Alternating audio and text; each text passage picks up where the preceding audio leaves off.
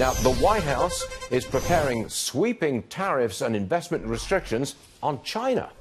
Joining us, the author of the book, The 100-Year Marathon, China's Secret Strategy to Replace America as the Global Superpower. The author is Michael Pillsbury. He's with the Hudson Institute. He's advisor to the president on China trade. Is it that severe? I know you were in the room when this was being discussed. This sounds like a real full frontal having a go at China.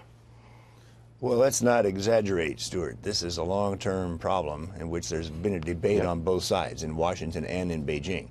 And what the president is trying to do, I think, is get the Chinese attention.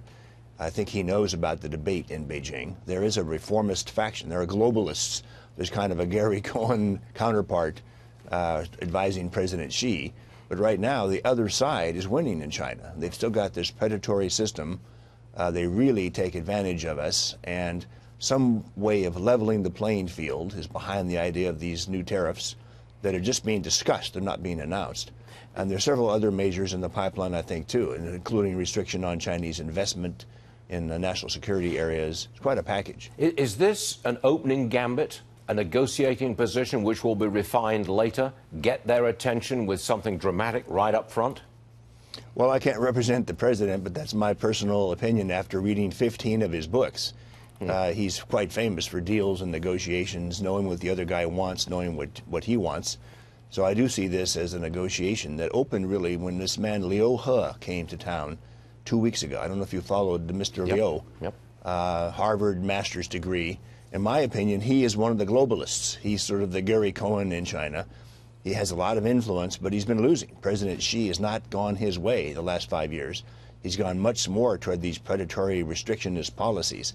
And so ironically, Mr. Liu was selected to come to Washington and try to get the barbarians to ease off the pressure. This is the big one, isn't it? I mean, yes. we talk about NAFTA, we talk about the Europeans, et cetera, but the really big deal is America's trading relationship with China. That's what's on the line now. And that, I think, in my position, is that that's what the president is trying to reorganize, that whole relationship with China.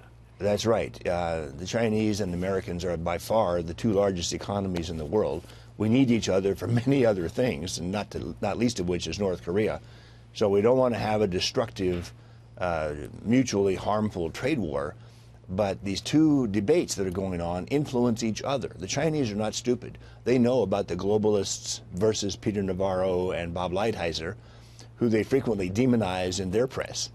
And we know about the debate in Beijing. So they've got to see us do something, in my opinion.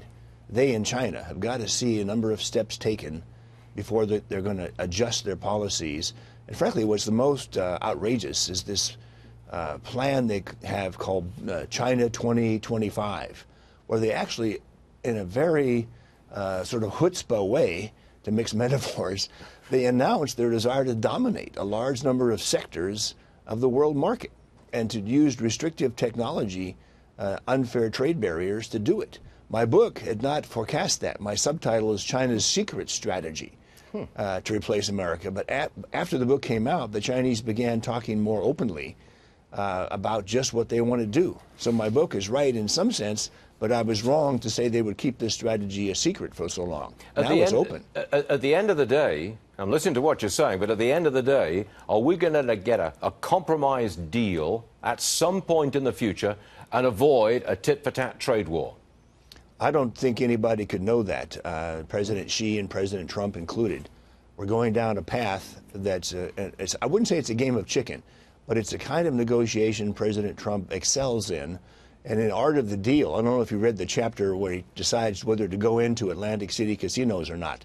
At first he doesn't. And then he realizes the time has come and time to put the pressure on and make an initiative.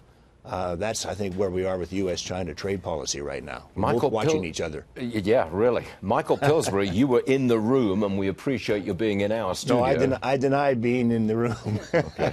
Well, we're happy to have you in the studio, sir. You make sense. Michael Pillsbury, everyone. Thank you very much, sir. Appreciate it.